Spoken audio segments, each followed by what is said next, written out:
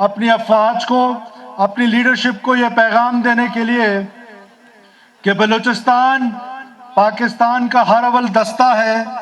بلوچستان سے ہمیشہ پاکستان کی آواز بلند ہوتی آئی ہے اور آئندہ بھی ہوتی آئے گی. ہندوستان نے جب جب کوشش کی ہے، جارحیت کی، اس کو منہ توڑ جواب ملا ہے. بالخصوص میں سمجھتا ہوں اس دفعہ جس دلیری کے ساتھ، جس فمنس کے ساتھ، جس جرت کے ساتھ پاکستان کے سپہ سالار نے ہندوستان کا مقابلہ کیا ہے، بلوچستان کے لوگ آپ کے مشکور ہیں اور پاکستان کے لوگ آپ کا یہ احسان زندگی بھر نہیں بھول سکتے ہیں. ساتھ ساتھ وہ سپاہ جس نے دلیری کے ساتھ اپنی جانیں قربان کی، ہم ان کو بھی خراج تحسین پیش کرتے ہیں. اور بلوچستان کے حوالے سے کچھ لوگوں کا یہ خیال ہے، میں بحیثیت بلوچ یہ سوال ایک بار پھر بلوچوں کے سامنے رکھنا چاہتا ہوں، بلوچ قوم کے سامنے رکھنا چاہتا ہوں کہ یہ ایک لا حاصل جنگ کی طرف آپ کو دھکیلا گیا ہے.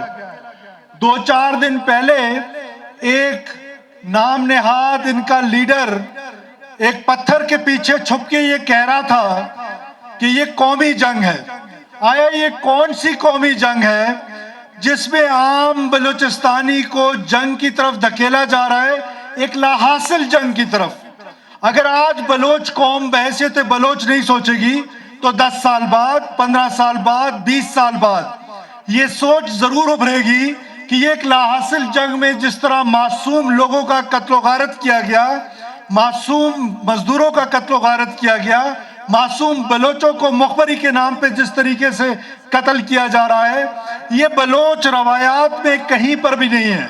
یہ بلوچ روایات کے منافی ہے، یہ پشتون روایت کے منافی ہے، یہ بلوچستان کے رہنے والے لوگوں کے منافی ہے. لہٰذا میں یہ پیغام دینا چاہتا ہوں کہ یہ کہیں پر حقوق کی جنگ نہیں ہے، یہ صرف اور صرف آپ کے پیٹ کی جنگ ہے. اور یہ ثابت ہو گیا ہے کہ آپ ہندوستان کی پراکسی ہیں، ہندوستان کے اماں پر، عام لوگوں پر یہ جنگ مسلط کی ہوئی ہے. اس جنگ کا اینڈ جو ہے وہ یقیناً ریاست پاکستان کی فتح ہے. عام بلوچ کو آج یہ سوچ لینا چاہیے کہ جیسے ترک میں ہوا، ادھر کردستان کی جو تحریک تھی وہ کل جو ہے وہ جس طریقے سے ختم ہوئی ہے، میں اس تحریک کو بھی اسی طرح ختم دیکھ رہا ہوں. لیکن جتنا یہ تحریک طول پکڑے گی اتنا معصوم لوگوں کا قتل و غارت ہوگا. آپ کہہ رہے ہیں کہ یہ پنجابی جو ہیں وہ ایجنٹ مارے ہیں، آپ سے یہ ایجنٹ نہیں مارے جا رہے، آپ معصوم مسافروں کا قتل کر رہے ہیں. ان مسافروں کا جو بسوں پہ ٹریول کر رہے ہیں، جو بیچارے اپنے مزدوری کے لیے یہاں پر آئے ہیں. یہ کہاں کی روایت ہے؟ بلوچ تاریخ میں یہ ضرور لکھا جائے گا کہ آپ کا بلوچستان سے یا بلوچ سے کوئی تعلق نہیں تھا، آپ صرف دہشت گرد تھے. یہ پنجابیوں کا قتل نہیں ہو رہا، کوئی بلوچ پنجابی کا قتل نہیں کر رہا، بلکہ دہشت گرد جو ہیں وہ پاکستانیوں کو شہید کر رہے ہیں. میں اس پلیٹ فارم سے ایک بار پھر دعوت دیتا ہوں کہ جس کی اماں پر، جس کے زور پر تم نے یہ جنگ مسلط کی تھی، اس کا تو خود جو حال ہوا ہے 9 اور 10 مئی کو، وہ پوری دنیا کے سامنے اجاگر ہو چکا ہے. پوری دنیا کے سامنے اس کا غرور جو ہے وہ خاک میں مل چکا ہے. تو جس کے زور پہ تم یہ جنگ لڑ رہے تھے اس کی یہ حالت ہے تو تمہاری کیا حالت ہوگی؟ میں جو پہلے دن سے کہہ رہا تھا، میں بلوچستان اسمبلی سے یہ کہہ رہا تھا کہ ابھی تک ریاست نے یہ جنگ شروع ہی نہیں کی. ریاست جب جنگ لڑتی ہے تو ایسے لڑے گی جیسے 9 مئی کی شب اور 10 مئی کی رات کو لڑی گئی. تو وہ لڑائی جب شروع ہوگی تو آپ کا نام و نشان نہیں ہوگا یہاں پر. آج بھی آپ کے پاس موقع ہے کہ آپ واپس آئیں، قومی دھارے میں شامل ہوں، لیکن یہ نہیں ہو سکتا ہے کہ بندوق کے زور پر آپ اپنا نظریہ مسلط کریں. بلوچستان کے لوگوں نے یہ فیصلہ کر لیا ہے کہ وہ بندوق کے زور پہ نظریہ مسلط ہونے نہیں دیں گے، چاہے کوئی بھی قربانی دینی پڑے.